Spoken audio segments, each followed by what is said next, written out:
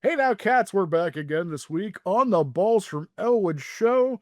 And with me today is not only a returning guest, but a good friend of mine. He's a writer, director, owner of Refuse Pictures, the man, the myth, the motherfucking legend, Mr. Liam Regan.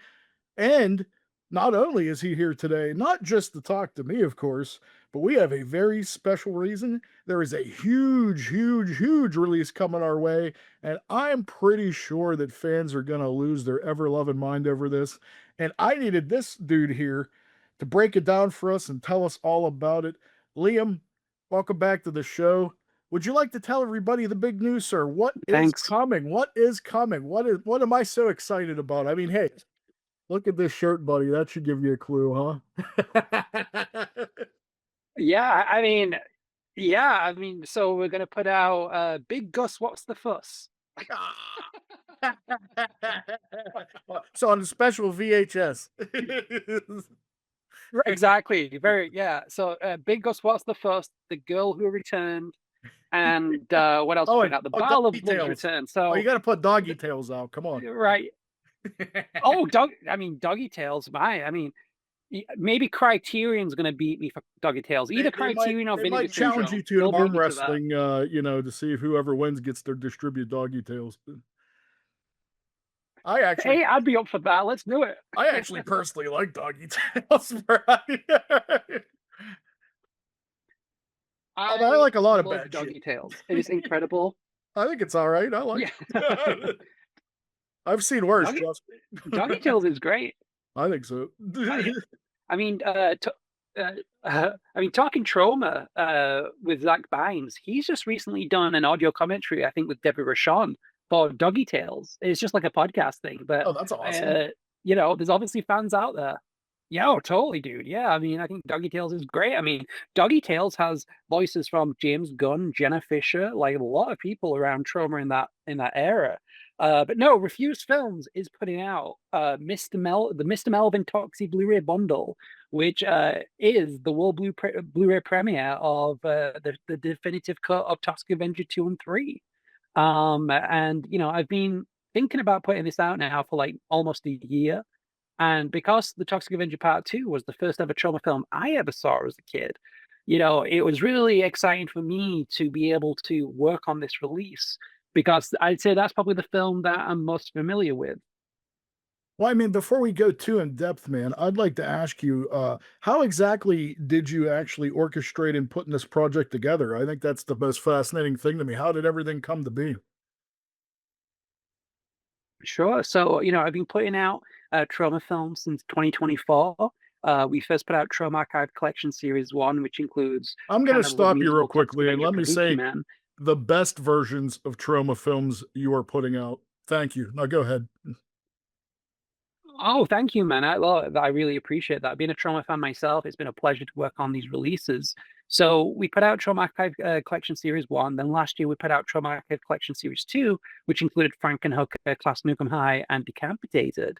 And, when I knew Mr. Melvin were getting theatrical screenings, and, for me, it was like probably like, I always had the idea in my head. But last July, I went into Trauma in New York. I was in New York at the time and Michael Hers was in. And I pitched him the idea for this Mr. Melvin Toxie Blu-ray bundle, and he thought it was an excellent idea. And for me, I just knew that I had to get as many special features of Toxic Avenger Part 2, Toxic Avenger Part 3, and Mr. Melvin as I could on the disc. So for me, it's a dream come true because Trump will send me a list of their in their assets in their basement, which includes, thousands of digibeta tapes and Betacam tapes. And it's been a joy to digitize all this footage for the first time and uncover like some unseen material. So it's been really exciting. I mean, I assume, as you're just saying now, I mean, this was definitely a humongous project, a lot to bite off. But I think what I wanted to know is what's the biggest challenge thus far from getting this project together from start to finish? Is there one thing that stands out in your mind that's been the most challenging yet? So far, I wouldn't say the most challenging at all. It's just, when you digitize tapes from Trauma, sometimes you don't know what's on them. So you've really got to like watch a tape from beginning to end because sometimes the Trauma, it may have a trailer up front, but it could be, I don't know. I've discovered some really cool things like, behind the scenes of Romeo and Juliet, Oh of like wow. James Gunn on set, which is Oh great to wow. see. Yeah, and like only 2 weeks ago, I was digitizing a lot of the Toxie stuff, and I found this really rare work print of Toxic Avenger Part 3. And what's great about this work print is it has because in Toxic Avenger Part 2 and 3, there were two people that played Toxie. There was Ron Fazio and John Altamira. Now, John Altamira got fired early on, but they did film a lot of scenes with him. So this work print actually has, because what they did is they had Ron Fazio dub the whole movie in post production. But what this has is the original John Altamura voice acting, which has never been seen or heard of before. And I found a deleted scene in there that's never been seen. So, like, for me, it's just been a joy to work on. And also, we were able to get like the cast of Toxic Avenger Part 2 and 3 record brand new audio commentaries, which I feel, to me is a really great exclusive for any Toxic fans out there. Because not just that, but these Blu-ray releases are more comprehensive than the 4K Toxbox release, the Blu-rays, DVDs. This has over 16 hours of special features. So I feel like if you're a fan of Toxie, you're really going to like this bundle. You had mentioned before, that this is the fully restored, uncut version. What makes this version different from what the fans have seen before? So beforehand, so Tusk Avenger 2 was originally shot as one movie, and that movie had a script titled Mr. Melvin. And what happened was Lloyd shot so much footage that there was no way you could condense this movie into a 90-minute film. So, and I've read the script, and the script itself for Mr. Melvin is so ambitious. It's essentially parts two and parts three. However, in 1988, they filmed Tusk Avenger Part 2 and 3 in 1988. So it was originally going to be one movie. And then when Michael has realized that Lloyd shot too much footage, he was like, well, let's make it Part 2 and Part 3. So even in the script for Mr. Melvin, I would say that Tux is only in Japan for like 15 to 20 pages.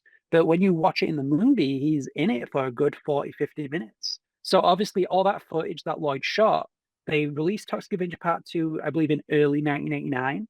And then Toxic Avenger Part 3 came out later on in 1989.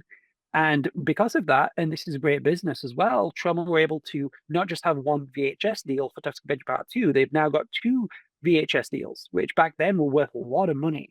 So from a business standpoint, it made sense. However, a couple of trauma volunteers, but not just that, but Andrew L. Miller, who was Lloyd's assistant at the time and who produced The Power of Positive Murder, along with Adam Peltier, who stars in The Power of Positive Murder, they found the script in one of the filing cabinets at Trauma and came up with the fantastic idea of how do we edit this film together of how it was originally envisioned. So within Mr. Melvin Toxic Bundle, you not only get the most comprehensive, the most complete editions of Toxic Avenger Part 2 and 3, which, by the way, has multiple cuts. They have not just the unrated director's cuts, they have the extended director's cut and the R-rated cuts. And the reason why I put the R-rated cuts on these discs is to try to make these releases as comprehensive as possible. Because to me, the R-rated cut has just as much history as the director's cut. And for me, it's just great to have these things in one place. So not only do you get the most comprehensive versions of Toxic Avenger Part 2 and the Toxic Avenger Part 3, The Last Temptation of Toxie, you also get Mr. Melvin. So this is the cut that is being playing theatrical everywhere. But also on the Mr. Melvin disc, you get the feature-length Avenger in Tokyo documentary, which is Lloyd and Michael directing Toxic Avenger Part 2 in Tokyo, Japan in 1988. You get the Toxic Avenger Part 3 Rolls 1 to 6 work print, which is what I just spoke about with the original Toxic actor's voice in there, as well as the deleted scene. And it's just full of great special features, Next Stop Traumaville, right? We've got that on the Mr. Melvin disc. And then we've also got just hours of footage. So for me, again, if you're a Toxie fan, this is the set to get because it's limited edition. How exciting was it for you to finally have this film released in its fully uncut form? I mean, what stands out to you in your mind is like as you were doing this, like what's going through your mind, or you're like, like as a fan? Because I mean, it's different when you're actually doing this as a business, but like you, sir, I have told you many times, and I utterly believe this from the bottom of my heart. Not only are you, putting together some of the greatest discs, in my opinion, and a lot of people that I know's opinion, but the reason I think is because you hold the stuff so very near and dear to your heart. You are every bit as much as a fan as everyone else. So I mean, was it just were you just beside yourself when you're going through all this stuff? Like, what were your feelings when you were putting this all together? Oh, it's just really incredible. Like I say, I've been a Tron fan since 1996 when I was like either 10 or 11 years old. And we went into a local Blockbuster video, and my mom bought me an ex-rental version of Toxic Avenger Part 2 because in the UK, we have these certificates where you've got to be like 18-year-old to purchase something or rent something or go to the cinema to see. So because I was only like 10 or 11, my mom bought me that. And I remember watching Toxic Avenger Part 2 in my old living room at my old house, and it just blew me away. I've never seen a trauma film before. I was familiar with Toxie from Toxic Crusaders. And in 1996 in the UK, Trauma just signed a video deal. So we were getting new Trauma films put out on VHS. And it was like a little boom period for Trauma in the UK. Trauma and Juliet played theatrical in some British cinemas. So for me, that year, 1996, it is so pivotal, pivotal. I can't even say the word. Pivotal. Can't say the word, Paul. Forget You it. got it, It man. was very Pivotal. We're important for my good. career. I There we go. Yeah, I've just got to enunciate my words more got you, because I'm homie. a We're fucking good. retard. Anyway, You're fine. so thanks, man. Uh, so it's interesting that like that was 30 years ago, and then 30 years later in 2026, I'm actually putting out Toxic Avenger 2 via Refused Films, as well as Toxic Avenger 3 and Mr. Melvin. So for me, it's kind of like coming full circle in a way. And it's so weird because Virgin, Richard Branson's company, actually put out Toxic Avenger 2 in the UK. So to think it went from Virgin and then Really? 30 That's years later, it's crazy. me putting it out. I didn't know It's pretty that. funny. That's wild. Yeah. I Yeah. want to Well, ask you, working on I am full of I am full of useless trauma trivia balls. So that is if anyone thrilling, knows, dude. That I is know. thrilling to me to like no end. Like I could sit here and just talk to you about trauma for like a week. Like seriously. But I actually want to ask Right. you, working on all this bonus content, working on bringing back these films to their untruncated form, as you're working on this stuff and all these memories you're seeing, I mean, did it change how you look at these films now? No, I mean, I still love trauma. I mean, on my days off or when I finish work, I'll still put on sometimes a trauma movie. Like most recently, I've been checking out, Redneck Zombies, Oh, I Surf love, Nazis Must oh, Die, so good. Rabid Classics. Grannies, Oh, all classics. all the, all these classics, and for me, if people only know trauma from uh Toxie and Lloyd's movies, they're really missing because I think they're missing out on a lot of classics because I feel like Trauma has one of the most extensive libraries of independent genre grindhouse movies. Surf Nazis Must Die, They Call Me Macho Woman, Mhm. Doggy Tales, like all these titles. And it's really interesting. It's really interesting because, like, when you look at Rabid Grannies and Surf Masters Must Die and Evil Clutch and Stuff Stephanie the Incinerator and Lust for Freedom, when you look at all these movies, and they're not directed by Lloyd, Trauma distributed them in the 80s and 90s. However, the one thing that all these movies have in common with Lloyd Kaufman's movies is they're all done with independent spirit, with independent passion, and with a full independent filmmaker's heart. And to me, that's what Trauma is. It's about allowing filmmakers to convey their visions without studios saying, "Oh, you can't do that," and "We can't do that." Trauma to me is punk rock. Trauma to me is, if it was a wrestling company, it'd be something like ECW. These guys, Trauma are renegades, they're independent renegades. Yep. And for me, my path to Trauma is I've always wanted to be a filmmaker ever since I was a kid. And when I saw Toxic Avenger Part 2, I'm like, wow, there's this maniacal comedy with ultra violence. And you never really saw that type of ultraviolence in mainstream films, especially when I was a kid. So I'm like, okay, this is what I want to do. And I knew as young as 11 or 12 years old that one day I want to make a trauma movie. And I was able to do that with Eating Miss Campbell. So for me, and obviously I live in the United Kingdom, it's a pleasure to release trauma films, but it also helps to have this 30-year knowledge, this 30-year kind of like, history of trauma. But it was all born from love because I'm not a businessman, I'm a filmmaker. But to be creative in this industry, sometimes you've got to pivot. So I pivoted Refuse Films from being a production company that made My Bloody Banjo and Eating Miss Campbell to now a boutique Blu-ray company. Now that's not to say that I won't make another movie again. I like right now. I really want to make another movie. I feel like it's been too long. So hopefully I'm going to write it this year. I say that every year, but this year I really want to get another script out and hopefully make it in the next year or two. Well, as a fan of yours, I would love to see you make another movie. But I have to say, I have to commend you on all the work you're doing to, commemorate all these incredible films. I mean, you had mentioned about all these other films, the pickups from Troma that are just as equally as important as Lloyd's, directed films. Mhm. I like films like was it House on Tombstone Hill, aka Dead Dudes in the House. I think that's a favorite of mine. Mhm. I don't think it's enough love. I love Bugged. I love, like you had mentioned, Grabbing Grannies. I don't think that's ever been released in its untruncated form because there is an uncut version overseas, which I've seen. And I mean, I know Troma's put it out, but they've never fully put it out uncut. And I would love to see that in the future. But yeah, there's just so many great pickups. Like I feel Troma's pickups are as equally as important as all the flagship, movies. And then I really wish people kind of like would, like Oh, you're doing a great job of bringing these movies into the yeah. spotlight, which I commend you for, sir. Thank you. And hopefully I'd like to do more of that, especially with films like Rabid Grannies and Bugged. I think Bugged is a classic, Yeah, I as love Bug. well as Monster in the Closet, Oh, that's Demented great Death too. Bar Yeah. Massacre. Like there's so. I mean, one of my personal favorites is Sucker the Vampire. Have you seen Sucker the Vampire?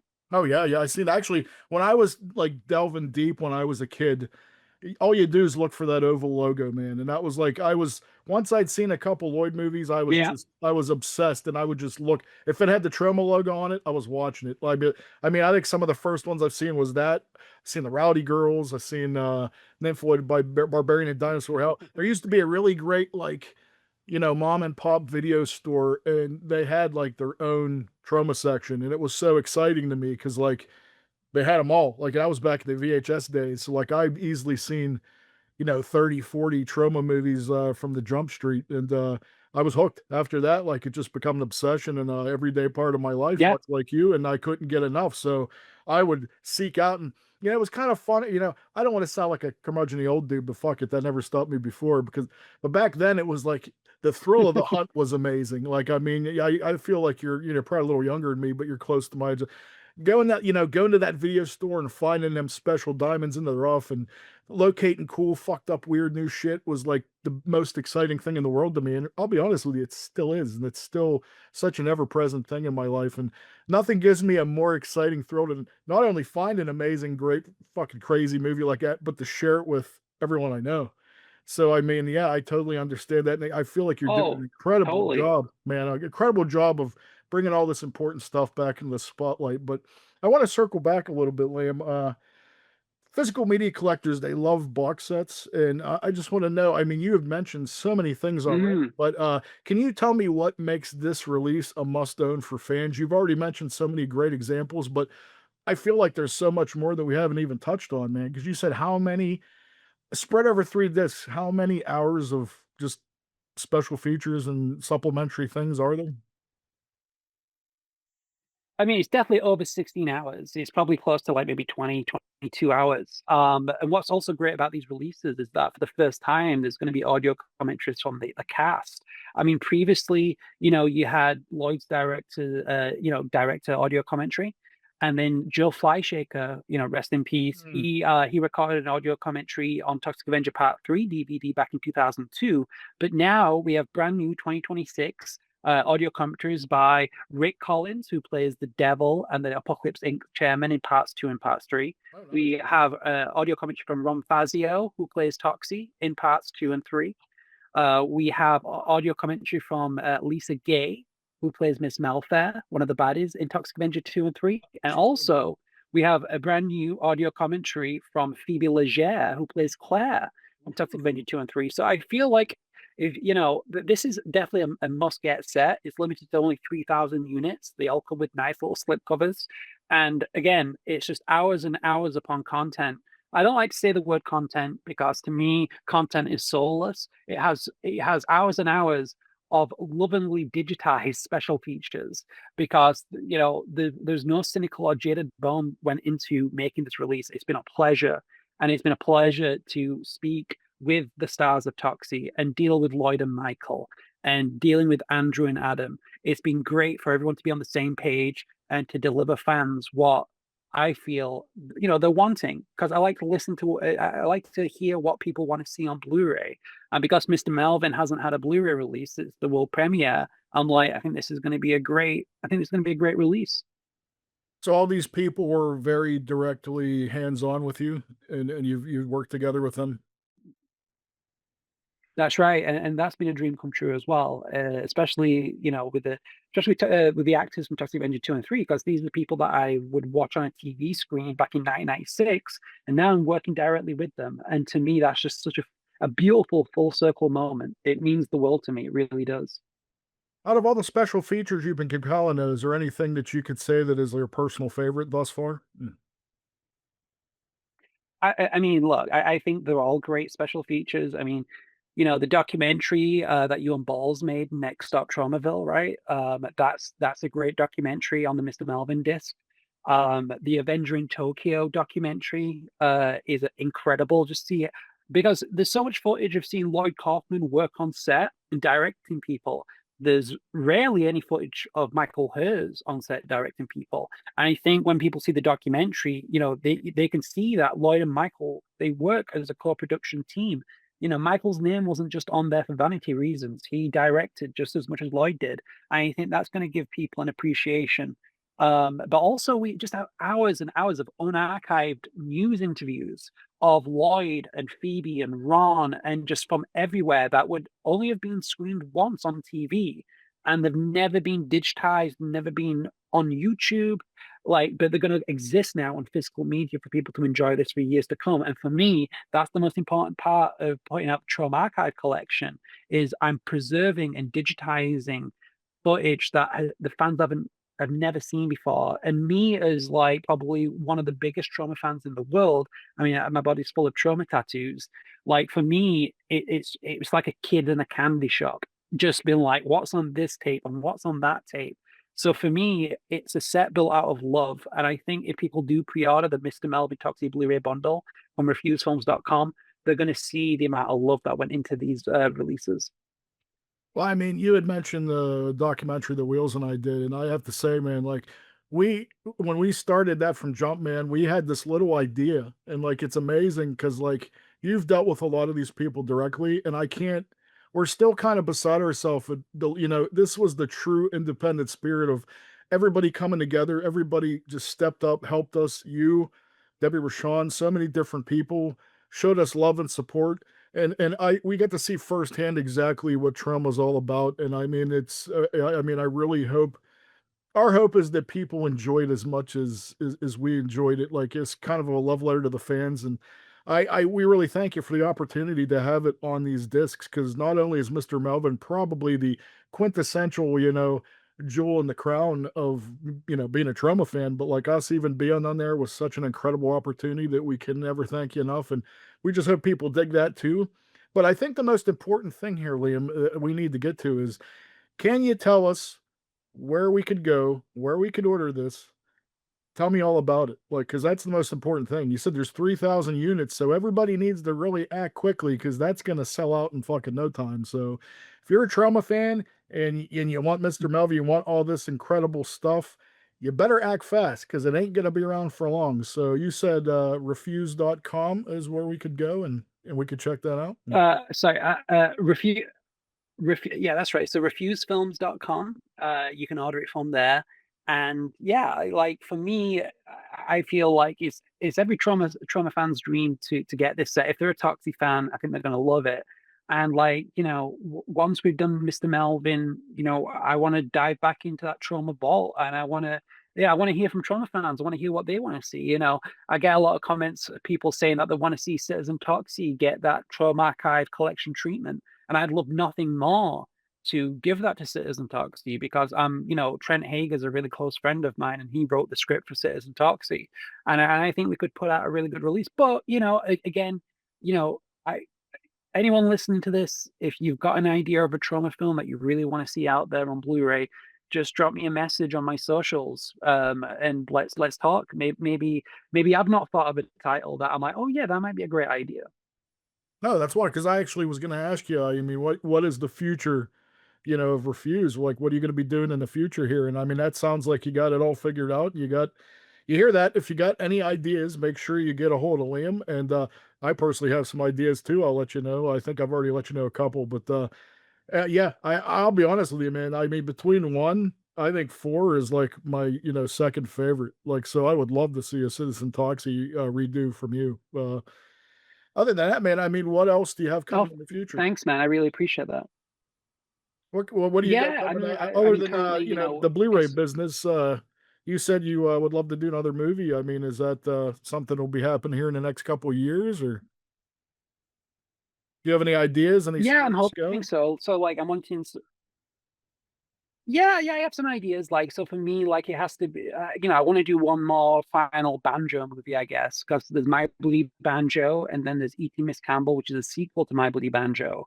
And I think, I've got an idea right now that's brewing in my head for a third and, possibly final movie, just to kind of like close the book of the trilogy of the Bloody Banjo saga, as I like to call it. I started writing Banjo when I was like 26, 27, and I directed it when I was like 29. Then I made Eating Miss Campbell maybe 6 or 7 years later. I think it was like 36, 35, 36. And now, I'm turning 41 in May. So I feel like it's high time to probably wrap up this wrap up these movies. And I'm very proud of My Bloody Banjo. My first movie, it was shot on only 15 grand and it had a great festival run. Eating Miss Campbell, I'm even more proud of because Lloyd came on as a producer and Troma's the distributor of that movie. And it's they call it a Trauma production, which I'm really, really proud of. So I think the third one, yeah, we're going to wrap things up, but hopefully there'll be other projects down the line. It's just, it's always hard to make a movie. I think every time you try and make a movie, it's like starting from scratch again. And for me, any independent filmmakers that are out there that, want some unsolicited advice is, always remember the people that treat you well on your movies and always give them a level up on the next one. And also just the great advice that Lloyd Kaufman has always said: make your own damn movie.